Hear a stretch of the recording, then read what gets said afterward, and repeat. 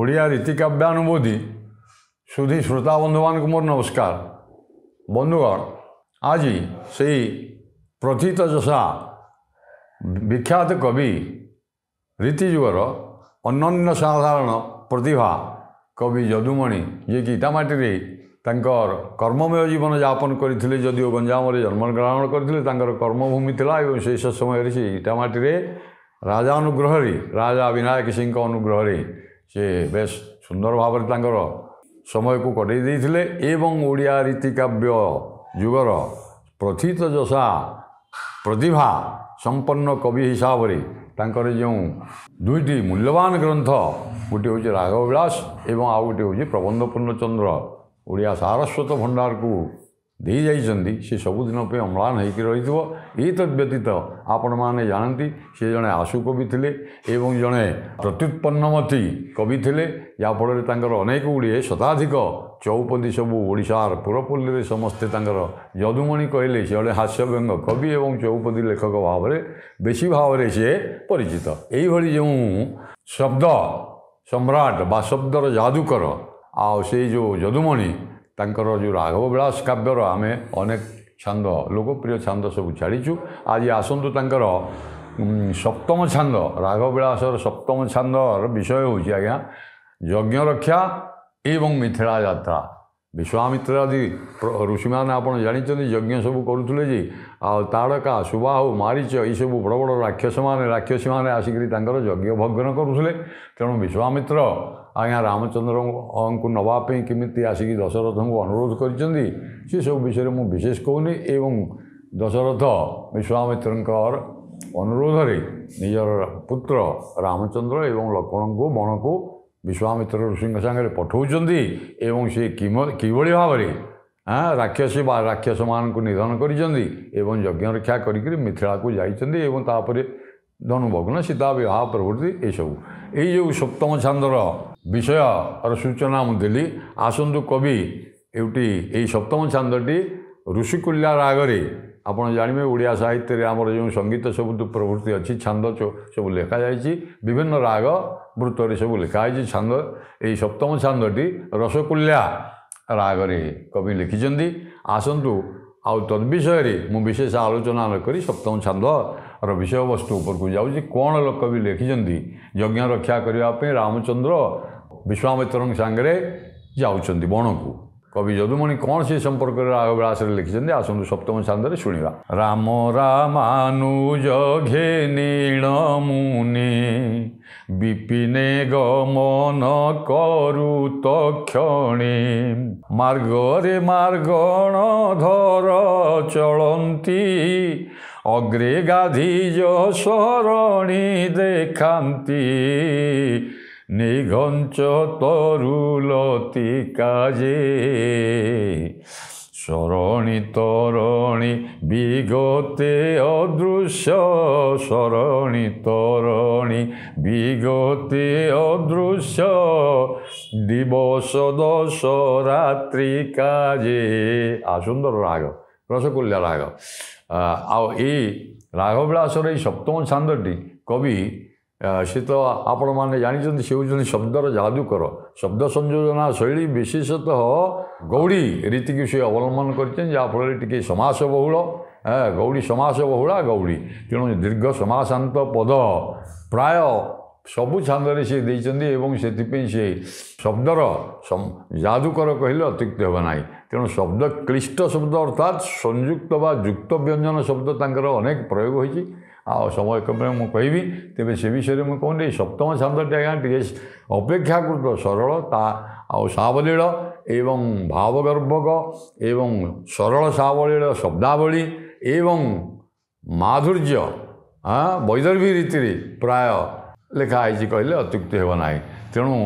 राम रामानुज घेनीण मुने राम एवं रामानुज रामचंद्र अनुज आज्ञा होती सान भाई लक्ष्मण राम लक्ष्मण को धरिकी विपिने गमन करू विपिन बनरे वनभूमि वनपथरे यात्रा कर विश्वामित्र मार्गरे मार्गण धर से वनपथरे ସଂକୀର୍ଣ୍ଣ ପଥ ଆଜ୍ଞା ବଣପଥ ତ ଏମିତି ରାସ୍ତାଘାଟ ଏମିତି ନଥିଲା ତେଣୁ ବଣରେ ଯେଉଁ ସଂକୀର୍ଣ୍ଣ ରାସ୍ତା ପାହାଡ଼ରେ ସେଇଥିରେ ସେ ଯାଉଛନ୍ତି ଏବଂ ଧନୁଶର ବି ଧାରଣ କରିଛନ୍ତି କାହିଁକିନା ଋଷି ତ କହିଛନ୍ତି ନା ଯଜ୍ଞ ରକ୍ଷା କରିବେ ରାକ୍ଷସମାନଙ୍କୁ ବଧ କରିବା ପାଇଁ ଯାଉଛନ୍ତି ନା ଏଣୁ ଅଗ୍ରେ ଗାଧିଜ ଶରଣୀରେ ଗାଧିଜ ହେଉଛନ୍ତି ଗାଧିଙ୍କର ପୁତ୍ର ବିଶ୍ୱାମିତ୍ର ସେ ଆଗରେ ଚାଲୁଛନ୍ତି ବାଟ ଦେଖେଇ ଦେଖେଇ ଚାଲୁଛନ୍ତି ପଛରେ ରାମଚନ୍ଦ୍ର ଧନୁର୍ଧାରୀ ଲକ୍ଷ୍ମଣ ଏବଂ ରାମଚନ୍ଦ୍ର ଏ ଉଭୟ ଯାଉଛନ୍ତି ଦୁଇ ଭାଇ ନିଘଞ୍ଚ ତରୁ ଲତିକା ଏବଂ ନିଘଞ୍ଚ ଅରଣ୍ୟ ଅତି ଘଞ୍ଚ ଅରଣ୍ୟ ନିଘଞ୍ଚ ଶବ୍ଦ ବସେଇଲେ ଆଉ ଏଇଭଳି ବିପଦପୂର୍ଣ୍ଣ ବ୍ୟାଘ୍ର ଭଲ୍ଲୁକ ହିଂସ୍ର ଶୁଆପଦ ଅଛନ୍ତି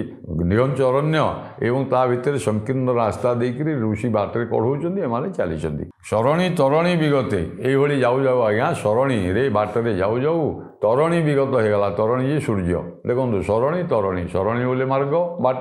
ଏବଂ ତରଣୀ କହିଲେ ଆଜ୍ଞା ସୂର୍ଯ୍ୟ ତେଣୁ ସୂର୍ଯ୍ୟ ବିଗତ ହେଇଗଲା ଅର୍ଥାତ୍ ସନ୍ଧ୍ୟା ସମୟ ଆସିଗଲା ଯେତେବେଳେ ଏକରେ ବନଭୂମି ସଂକୀର୍ଣ୍ଣ ରାସ୍ତା ଏଥିରେ ଆଜ୍ଞା ସନ୍ଧ୍ୟା ଆସିଗଲା ଆଉ ରାକ୍ଷସୀମାନଙ୍କର ସନ୍ଧ୍ୟାବେଳେ ବେଶୀ ଉତ୍ପାତ ତେଣୁ ତରଣୀ ବିଗତେ ଅଦୃଶ୍ୟ ହେଲା ରାସ୍ତା ବି ଆଉ ଟିକେ ଭଲ ଦେଖାଗଲାନି ଆଉ ଅନ୍ଧାର କ୍ରମେ ମାଡ଼ି ଆସିଲା କେମିତି ନା ଦର୍ଶରାତ୍ରି ବୋଇଲେ ଅର୍ଥାତ୍ ଅମାବାସ୍ୟା ରାତ୍ରି ଆଜ୍ଞା ଦର୍ଶ ଶବ୍ଦ ଏଠି ଦେଲେ ଦର୍ଶ ଶବ୍ଦର ଅର୍ଥ ହେଉଛି ଅମାବାସ୍ୟା ରାତ୍ରି ଭଳିଆ ଏକରେ ନିଘଞ୍ଚ ଅରଣ୍ୟ ଆଉ ତାପରେ ଗଛ ଲତା ପରିପୂର୍ଣ୍ଣ ହେଇଛି ଆଉ ଇଆଡ଼େ ସନ୍ଧ୍ୟା ଆସିଗଲାଣି ସୂର୍ଯ୍ୟ ଅସ୍ତ ହେଇଯାଉଛନ୍ତି ତରଣୀ ବିଗତ ହେଇଯାଉଛନ୍ତି ଏଇଭଳି ବିପଦ ସଂକୁଳ ରାସ୍ତାରେ ଅମାବାସ୍ୟା ତିଥିର ରାତ୍ରି ଭଳି ବାଟ ଆଉ ଟିକେ ଦୁଶୁନି ଏଇଭଳି ମାର୍ଗରେ ଋଷି ବାଟ ଜାଣିଛନ୍ତି ନା ତେଣୁ ଋଷି ରାମଚନ୍ଦ୍ରଙ୍କୁ ଧରିକିରି ଲକ୍ଷ୍ମଣଙ୍କୁ ଯାଉଛନ୍ତି ଆଉ କ'ଣ କବି ଲେଖିଛନ୍ତି ଦେଖନ୍ତୁ କର୍ବୁରୀ ଆତ ଜାତ ତହିଁରେ ଜାଣି ତପି ଭୟଗ୍ରସ୍ତ ଦ୍ୱନ୍ଦ୍ୱରେ ଦଶରଥ ଜରେ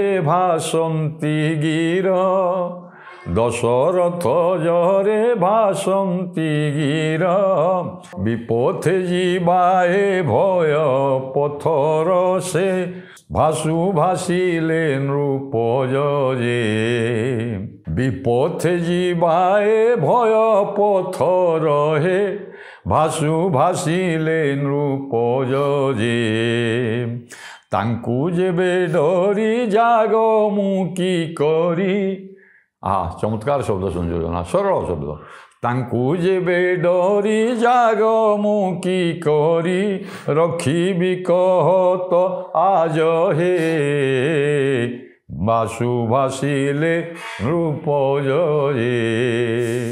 ମୁଁ କହିଲି ଯେ ଅପେକ୍ଷାକୃତ ସରଳ ଶବ୍ଦ ଏଠି ଟିକେ ଭାବବ୍ୟଞ୍ଜକ ଏବଂ ଅର୍ଥପୂର୍ଣ୍ଣ ଅର୍ଥର ଗୌରବ ଅର୍ଥ ଲାଳିତ୍ୟ ଏବଂ ଭାବବ୍ୟଞ୍ଜକ ସରଳ ସାବଲୀଳ ଶବ୍ଦ ବସେଇଛନ୍ତି କର୍ବୁରୀ ଆତ ଜାତ ତହିଁରେ କର୍ବୁରୀ ଶବ୍ଦର ଅର୍ଥ ହେଉଛି ଆଜ୍ଞା ରାକ୍ଷସୀ କର୍ବୁରୀ ଅର୍ଥାତ୍ ରାକ୍ଷସୀ କର୍ବୁର ରାକ୍ଷସ ଆଉ ଏଇ ସମୟରେ ସନ୍ଧ୍ୟା ସମୟରେ ରାକ୍ଷସୀ ବଡ଼ ବଡ଼ ରାକ୍ଷସୀ ମାନେ ସବୁ କାହିଁକିନା ଯଜ୍ଞ ବିଘ୍ନଟା ହେଉଛି ତ ପ୍ରଧାନ ରକ୍ଷା କରିବେ ନା ତେଣୁ ରାକ୍ଷସୀମାନେ ଆତଜାତ କରନ୍ତି ବଣଭୂମିରେ ଏବଂ ଜାଣି ସେ ଭୟ ଜାଣିଥିବାରୁ ଋଷି ସେ ବିଶ୍ୱାମିତ୍ର ସେ କଥା ଜାଣିଛନ୍ତି ଆରି ସନ୍ଧ୍ୟା ସମୟ କ୍ରମେ ରାତି ଘନୀଭୂତ ହେଉଛି ଏବଂ ବାଟ ଦେଖାଯାଉନି ଏଇ ସମୟଟା ହେଉଛି ରାକ୍ଷସୀମାନଙ୍କର ବିଚରଣ କରିବାର ସମୟ ତେଣୁ ଭୟଭୀତ ହେଇକରି ଋଷି କହୁଛନ୍ତି ନାଇଁ ଏଇ ରାସ୍ତାରେ ନ ଯାଇ ଆମେ ଟିକେ ଅନ୍ୟ ରାସ୍ତାରେ ଯିବା ଆଉ କେଉଁଠି ଗୋଟେ ସରଳ ମାର୍ଗ ଅଛି ଭଲ ବାଟ ଏଇ ସଂକୀର୍ଣ୍ଣ ରାସ୍ତାରେ ଗଲେ ହୁଏତ ପାଖରେ ପହଞ୍ଚି ଯାଇଥାନ୍ତେ କିନ୍ତୁ ଏଇଟା ବଡ଼ ବିପଦପୂର୍ଣ୍ଣ ରାସ୍ତା ଆମେ ଅନ୍ୟ ବାଟ ଭାଙ୍ଗିକିରି ଲକ୍ଷ୍ମଣ ହେଉଛି ପିଲାମାନେ ଆଉ ବାଟ ଭାଙ୍ଗିକିରି ଅନ୍ୟ ବାଟେ ଯିବା ଆରି ରାମଚନ୍ଦ୍ର ଏ କଥା ଯେତେବେଳେ ଶୁଣିଲେ କହୁଛନ୍ତି ଦଶରଥଙ୍କର ଠାରୁ ଜାତ ଯିଏ ରାମଚନ୍ଦ୍ର କହୁଛନ୍ତି ଆଉ ଭାସନ୍ତି ଗିର ବିପଦେ ଯିବା ଏ ଭୟ ପଥର ଦଶରଥ ଯେ ରାମଚନ୍ଦ୍ରଙ୍କୁ କହିଲେ ଯେ ଏ ପଥ ଭୟ ଲାଗୁଛି ମୋତେ ଏ ବାଟରେ ପିଲାମାନେ ନ ଯାଇକି ଅନ୍ୟ ବାଟେ ଯିବା କି ବୋଲି ଗୋଟେ ପଚାରିବାରୁ ଭାସୁ ଏ କଥା କହନ୍ତେ ବିଶ୍ୱାମିତ୍ର ଭାସିଲେ ନୃପଜ ଯେ ରାମଚନ୍ଦ୍ରଙ୍କର ପୁଅ ଅର୍ଥାତ୍ ରାମ ଲକ୍ଷ୍ମଣ ଦୁଇ ଜଣ କହନ୍ତୁ ଆଉ ରାମଚନ୍ଦ୍ର କହୁଛନ୍ତି ବଡ଼ ଭାଇ ହିସାବରେ ଆଉ ତାଙ୍କୁ ଯେବେ ଡରିକିରି ଋଷିଙ୍କୁ କହୁଛନ୍ତି ହେ ଋଷିବର ଆଉ ତାଙ୍କୁ ଆମେ ଯଦି ଡରିକିରି ଅନ୍ୟ ବାଟ ଭାଙ୍ଗିକିରି ଯିବା ଆରେ ଯେଉଁ ବାଟେ ରାକ୍ଷସ ବା ରାକ୍ଷସୀମାନେ ଆସୁଛନ୍ତି ଆଜ୍ଞା ସେଇ ବାଟେ ଗଲେ ତ ଆମେ ତ ଧନୁର୍ଧାରଣ କରିଛୁ ଆପଣଙ୍କ ଯଜ୍ଞ ରକ୍ଷା କରିବୁ ରାକ୍ଷସୀଙ୍କୁ ମାନେ ମାରିବୁ ବୋଲି ଆଉ ଯେଉଁ ବାଟେ ରାକ୍ଷସୀ ଆସିବେ ତାଙ୍କୁ ସିନା ତାଙ୍କ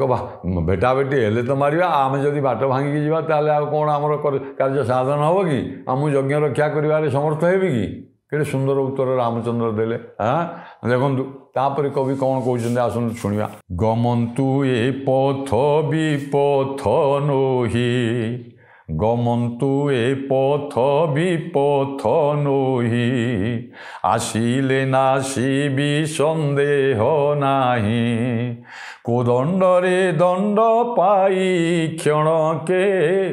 कोदंडरे दंड पाई क्षणके, जीव जीवता कृतांत नजिके, चितानंदे ध्याने चलिजे। बृंदारकारी सुंदर नारी देखी करी, बृंदारकारी सुंदर नारी देखी करी, गर्जी आसी पासे मिलीजे। सुंदर सुंदर शब्द संयोजना शैली एवं देखो केड़े सुंदर भाव से जदिओ मु कहली जे सरल सावलील शब्द किंतु जदुमणि तो ना टिके आज्ञा रही तेणु टिके संयुक्त व्यंजन स्थले स्थले रही तेरे अर्थबोधक एत क्लिष्ट शब्द ना। तेरे गमंतु ए पथे विपद नोई रामचंद्र पुणी कहते आज्ञा हे मुनि बर हे मुनि श्रेष्ठ आपण भयभीत हमें ना, भयर कौन सी कारण ना। ए पथ विपथ नुहे आपण जो कहते ये पथ भयपूर्ण आ विपदपूर्ण तेणु अन्य बाट भांगिक जावा ना। हे मुनिवर ये पथ विपथ नुहे यही पथरे ही जावाटा प्रकृष्ट ठीक। तेणु यथार्थ कहीं बाटर राक्षस मान राक्षसी को भेटिले तो मु मारिबी ना। तेणु गमंतु ये बाटर यात्रा चलतु, विपथ नुही आसिले नासिबी सन्देह ना। जदि दैवा किए राक्षस वा राक्षसी आम हाबुड़ी पड़ जाए ताल ताकू निश्चय मु मारिबी थे सन्देह ना। एवं कोदंडरे दंड पाई से कोदंड जे धनुरे दंड पाई क्षणके सी समनपुर वा कृतांतपुर को कृतांत शब्द देले जम ता जमपुर को अर्थात से निश्चय मृत्युवरण कर सन्देह ना। आ चित्तानंदे ध्याने चली यही कथा शुणीदेवु अत्यंत भयभीत होता कहीं सब राक्षसी गुड़े राक्षस गुड़े आज्ञा उत्पात करुले आ ऋषि भयभीत होते। तेणु रामचंद्र आश्वासना जिते पाइले तांकर विश्वास है ये निश्चय कहीं सी तो जानते रामचंद्र अवतार एवं से तो छोट बालक को दशरथ घर को जाना तद विषय तो मुझे कहूनी। आ दशरथ केमी मना करुले मो पिला गुड़िक बालक से राम मोर राम बालक सी केमी आप केमी राक्षसी मान भेटो तापर रामचंद्र विश्वामित्र क्रोध प्रकाश कर ये सब विषय एवं केमी आनी इत्यादि ना तुम ध्वंस अयोध्या नगर ध्वंस करदेवी सब मु त्रिपुर को ध्वंस करे अयोध्या को मत एक मुहूर्त छारखार करदेवी तुम्हें कौन मत एक पुत्र मोहर एक मत कौच मु रामचंद्र को जाने इत्यादि कथा कही। तेणु मुझे विषय कहूनी जा हो रामचंद्र निर्भय निर्भय वाणी जिते देले चित्तानंदे ध्यानी ये ध्यानी जे विश्वामित्र ये ध्यान ध्यानी अर्थात तप साधन जी श्रेष्ठ ये जो विश्वामित्र ऋषि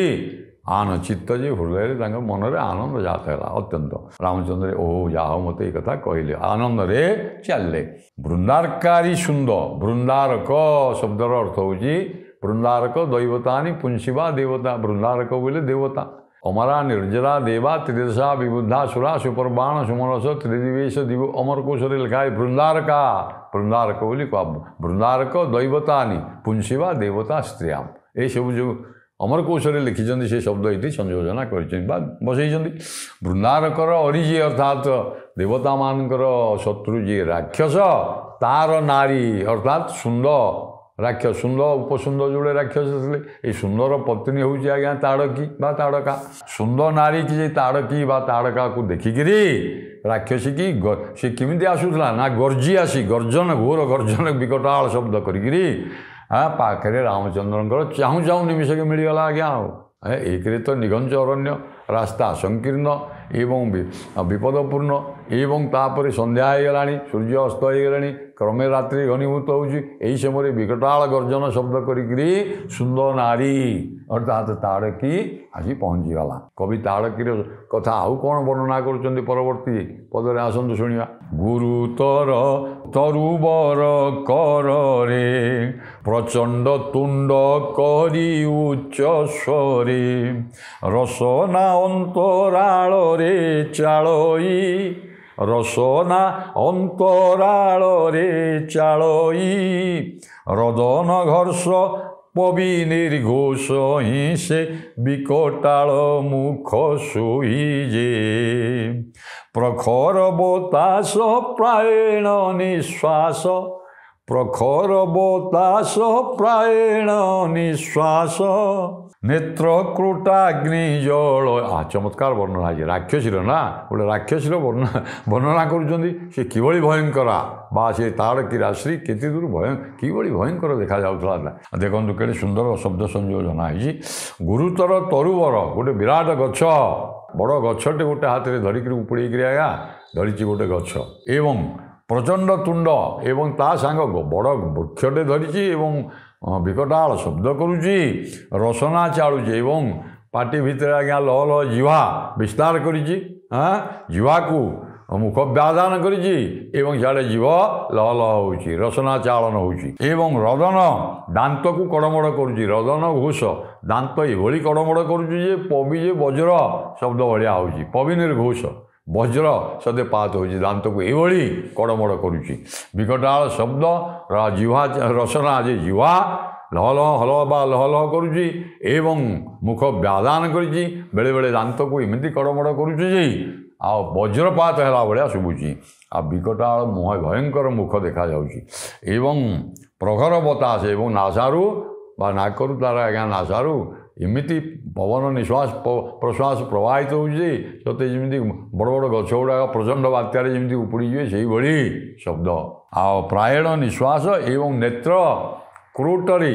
अग्नि भाया जलुची तार आखि आम कहने आखि दीटा कोरड़ भाया आखि कोरड़ भाया घात हो आज्ञा आखि ता भितर जो आखि जोड़ा अच्छी तार डोलाटा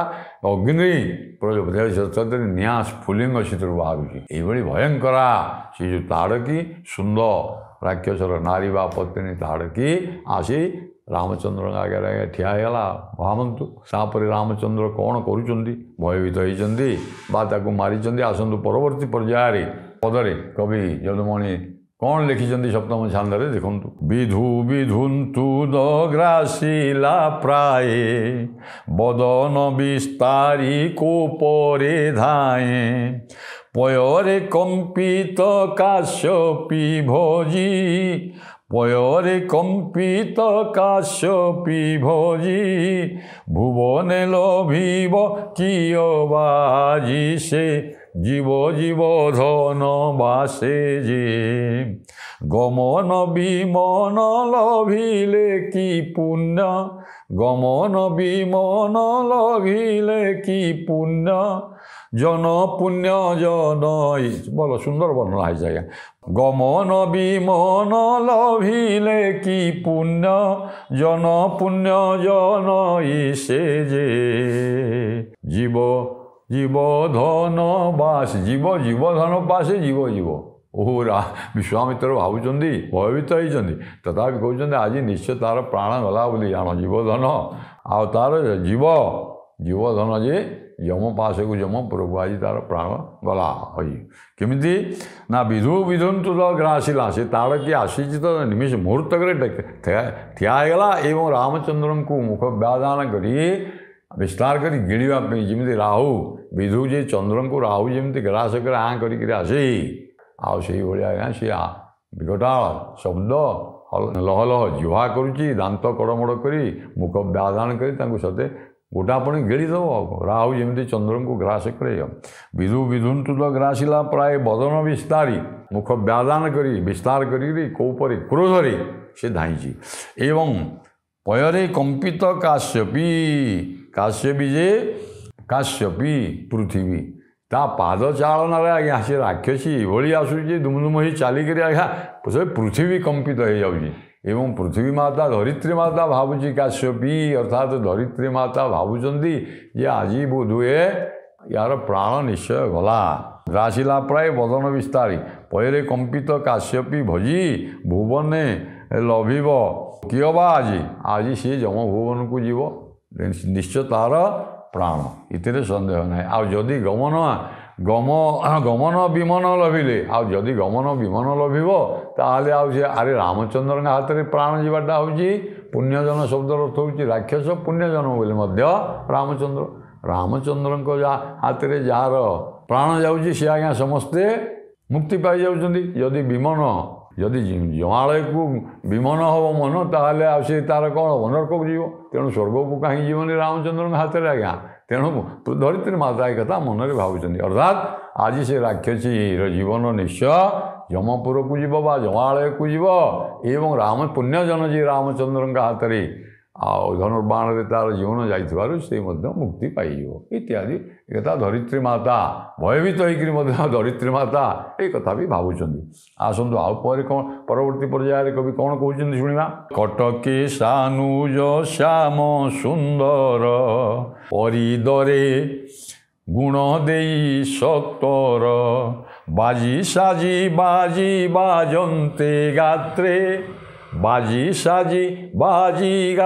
ବାଜନ୍ତେ ଗାତ୍ରେ ଅପାଦ ନିର୍ଘୋଷ সর্বে বিভীতে জীবচয় দ্রুত গতি যে কর্বুরি পতনে বিত পশু মনে কর্বুরি পতনে বিত পশু মনে আয়ুতে জীর্ণ ঝটতি যে। অতি সুন্দর ভাবে আজ্ঞা কবি লিখিଛନ୍ତି যে ରାକ୍ଷସୀ କେମିତି ମଲା। ଦେଖନ୍ତୁ କଟକେ ସାନୁଜ ଶ୍ୟାମ ସୁନ୍ଦର ସାନୁଜ ଯେ ଲକ୍ଷ୍ମଣ କଟକ ଶବ୍ଦ ଦେଲେ କଟକେ ମାନେ ତ୍ୱରାନ୍ୱିତ ଗତିରେ ଶୀଘ୍ର ଯେତେ ଶୀଘ୍ର ପାରେ ରାକ୍ଷସୀ ପାଖକୁ ଯାଇକିରି ଅରିଦରେ ଗୁଣ ଦେଇ ଅରିଦରେ ଅରି ଯେ ଶତ୍ରୁକୁ ଭୟ କଲା ଅରିକୁ ଯେ ଶତ୍ରୁକୁ ଭୟ ପ୍ରଦାନ କରେ ଏଭଳି ଯେଉଁ ତା ମନରେ ଭୟ ଜାଗ୍ରତ କରେ ଏଭଳି ଯେଉଁ ଧନୁର ଧାରଣ କରିଛନ୍ତି ଆଉ ସେଥିରେ ଗୁଣ ପ୍ରଦାନ କଲେ ଗୁଣ ଦେଇକରି ଶତ୍ରୁର ଶୀଘ୍ର ବାଜି ସାଜି ସେ ସ୍ୱର ଏଭଳି ସଜେଇକିରି ଛାଡ଼ିଲେ ଯେ କ୍ଷିପ୍ର ଗତିରେ ଅଶ୍ୱ ବାଜି ବୋଇଲେ ଆଜ୍ଞା ଘୋଡ଼ା ବାଜି ବୋଇଲେ ମଧ୍ୟ ସ୍ୱର ତେଣୁ ବାଜିବା ଜାଣି ତ୍ରାହି ଲକ୍ଷ୍ମଣ ସ୍ୱର ବାଜିଲେ ଯେମିତି ଲକ୍ଷ୍ମଣ ରାମଚନ୍ଦ୍ର ମାରିଥିଲେ ମାରିଚକୁ ସେ କଥା କବି ବର୍ଣ୍ଣନା କରିଛନ୍ତି। ତେଣୁ ବାଜି ଅର୍ଥାତ୍ ଅଶ୍ୱଗତିରେ କ୍ଷିପ୍ର ଗତିରେ ସେ ସ୍ୱର ବାଜି ଯେ ସ୍ୱର ଯାଇକରି ବାଜନ୍ତେ ଗାତ୍ରେ ଯେ ତା ଶରୀରରେ ଅର୍ଥାତ୍ ତାଡ଼କୀର ବକ୍ଷସ୍ଥଳ ଯେତେବେଳେ ଭେଦ କରିଛି ଆଜ୍ଞା ଅପାଦ ନିର୍ଘୋଷ ସର୍ବେ ଅପାଦ ଶବ୍ଦ ଗୋଟିଏ ଦେଲେ ଅପାଦ ବୋଇଲେ କେହି ସର୍ପର ଅର୍ଥ କରନ୍ତି ଅର୍ଥାତ୍ ସାପକୁ ଗରୁଡ଼କୁ ଡରିକିରି ସାପଟା ଯେମିତି ଆଜ୍ଞା ଭୟଭୀତ ହେଇକରି ପଳେଇ ଯାଏ ଗରୁଡ଼ର ନିର୍ଘୋଷରେ ସାପ ଯେମିତି ଡରିଯାଆନ୍ତି କିନ୍ତୁ ଏଠି ଅପାଦ ଶବ୍ଦ ଅର୍ଥ ମଧ୍ୟ ବାୟୁ ଅପାଦ ନାହିଁ ପାଦ ଯାହାର ବାୟୁ ବେଗରେ ଅର୍ଥାତ୍ ସ୍ୱର ଅତି କ୍ଷିପ୍ର ଗତିରେ ବାଜିଯିବାରୁ ଅଶ୍ୱଗତି ତ କ୍ଷିପ୍ର ଅଶ୍ୱ ସଦୃଶ ଗତି ଯାହାର ଏଇଭଳି ଯେଉଁ ସ୍ୱର ଏବଂ ଅପାଦ ନାହିଁ ପାଦ ଯାହାର ବାୟୁ ପ୍ରଚଣ୍ଡ ଯେମିତି ଆରେ ଲକ୍ଷ୍ମଣ ରାମଚନ୍ଦ୍ର ଭେଦ କରୁଛନ୍ତି ଯେତେବେଳେ ତାଡ଼କୀକୁ ମାରୁଛନ୍ତି ଆପଣ ଭାବନ୍ତୁ ସେ ଶବ୍ଦ କେମିତି ଆଉ ସେ ଏଡ଼େ ବଡ଼ ରାକ୍ଷସକୁ ଯେତେବେଳେ ମାରୁଛନ୍ତି ସତେ ଯେମିତି 49 ବାୟୁ ସେଠି ଏକୀଭୂତ ସେଇଭଳି ପ୍ରଚଣ୍ଡ ବାତ୍ୟାରେ ଯେମିତି ଆଜ୍ଞା ଭୁଷୁଡ଼ି ପଡ଼େ ସେ ରାକ୍ଷସୀ ସେମିତି କ'ଣ ହେଲା ମରିଯିବାରେ ସମସ୍ତେ ଡରି ଭୟଭୀତ ହେଇଗଲେ କେଉଁମାନେ ଜୀବଜନ୍ତୁ ଚୟ ବିଭୀତେ ଭୀଷଣ ଭାବରେ ଭୟଭୀତ ହେଇଗଲେ ଏଣିକି ନିର୍ଘୋଷ ସେ ଶବ୍ଦର ସ୍ୱର ଥିଲା ଏବଂ ଜୀବଚୟ ଦ୍ରୁତ ଗତିରେ ଏଣେ ତେଣେ ଧାଇଲେ ଆଜ୍ଞା ଆମେ ଯେମିତି ପ୍ରଚଣ୍ଡ ବାୟୁ ଯେତେବେଳେ ବାତ୍ୟା ଆସିଯାଉଛି ଘର ଦ୍ୱାର ଇତସ୍ତତ ଇତ୍ୟାଦି ହେଇଯାଉଛି ବା ଘୂର୍ଣ୍ଣି ବାୟୁରେ ଯେମିତି ଇତସ୍ତତ ଲୋକ ହେଇଯାଆନ୍ତି ଯେମିତି ପଶୁ ପକ୍ଷୀ ସମସ୍ତେ ଖାଲି ଯେ ମଣିଷ ବା ଏ ଯେଉଁ ଜନପଥ ଭୟଭୀତ ହେଇଯାଇ ତା ନାହିଁ ପଶୁ ପକ୍ଷୀ ଯେଉଁଗୁଡ଼ାକ ସେଇ ବଣରେ ଆଶ୍ରୟ କରିକି ରହିଛନ୍ତି ଆଜ୍ଞା ବନଭୂମିକୁ ସେଗୁଡ଼ା ମଧ୍ୟ ସବୁ ଇତସ୍ତତ ଦୌଡ଼ିଲେ ପ୍ରାଣ ଭୟରେ ଆରେ କ'ଣ ହେଲା ବୋଲି ଏବଂ କର୍ବୁରୀ ପତନେ ବିଟପ ସୁମନେ ଆଉ ଆୟୁ ତେଜିଣ ଝଟତି ଇଏ କର୍ବୁରୀ ପତି ତାଙ୍କର ପୃଥିବୀବାସୀ ଭୟଭୀତ ହେଲେ ଏବଂ ଏମାନେ ସବୁ ଦୌଡ଼ିବାକୁ ଲାଗିଲେ ରାକ୍ଷସୀର ମୃତ୍ୟୁ ହେଇଗଲା ଆଜ୍ଞା। ଆଉ କ'ଣ ହେଇଛି ମୁନିଷ ରୂପେ ସାତ୍ୱ ଯେ ପ୍ରଶଂସୀ ଆଶୀର୍ବାଦେ ତୋର୍ନେ ମନାକ୍ଷେ ଭାସି ଖରେ ଭୂରେ ଅଧ ସୁଯଶ ଖ୍ୟାତି ଦୀର୍ଘାୟୁ ବୈରବ ହେଉ ସୁଦୀପ୍ତି ଏତେ ଭାସି କୌଶିକ ଯେ ମଦନ ସୁନ୍ଦର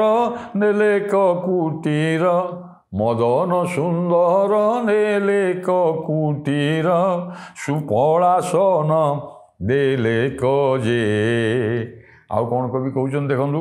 ନା ମୁନିଷ ନୃପେଶାତ୍ମ ଯେ ये मुनीष नृपेश जे दशरथ तांकर आत्मज राम लक्ष्मण को प्रशंसा कले एवं तांको आशीर्वाद तुर्ने शीघ्र आशीर्वाद आशीष प्रदान कले बा आशीर्वाद प्रदान कले जाओ राक्षसी को विनाश करदे एडे बड़ विराट मो मनरे नथिला धारणा जे राक्षसी भलिया भयंकर ताड़की राक्षसी को तुम मारिदेल आ खूब प्रशंसा कले एवं आउ कौन कले ऋषि टिके ईषत हसिकी भाषिले कहले खरे भूरे अच्छा हो राहे तुम्हें दी भाई खरे आकाश रे भूरे धरित्री आओ अध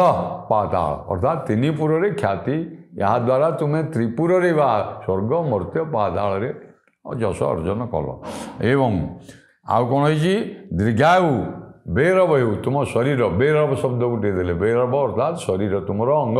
वज्र हो जाऊ अरे विश्वामित्र ऋषि आशीष प्रदान कर जहाँ कहे सत्य तुम शरीर वज्रांग हो जाऊ सब इते भाषी कौशिक जे विश्वामित्र मुनि मदन सुंदर कंदर्प ठार सुंदर नयनाभिराम राम एवं सानुज लक्ष्मण को आ कुटीर को लेकर आज्ञा सुफलासन देले आसन रे बसैले एवं सुमिष्ट आश्रम जहाँ मुनि विश्वामित्र आश्रम जो सुमिष्ट फलमूल थिला तांको खाइबा को देले एपरि भाव रे राक्षसी मला एवं विश्वामित्र आश्वस्त हेले रामचंद्र मारिचंती बोली जश त्रिपुर आशीर्वाद कले स्वर्ग मर्त्य पाताल रे तुम्हें जश लाभ करिवो ख्याति लाभ करिवो एवं तुम वज्र अंग हेउ तेणु रामचंद्र भी खुशी हेले लक्ष्मण दी भाई बसिकरी आनंद रे फल इत्यादि खाइले तेणे राक्षसी मला विश्वामित्र आश्वस्त हेले एवं आपण जानवे निश्चय जे परवर्ती पर्याय केमिति जे यज्ञ आउ सब रक्षा राक्षस मान को बध करी बड़ बड़ राक्षस मान को केमिति यज्ञ रक्षा करी मिथिला जाइथिले परवर्ती पर्याय समय हेले आलोचना करिया नमस्कार।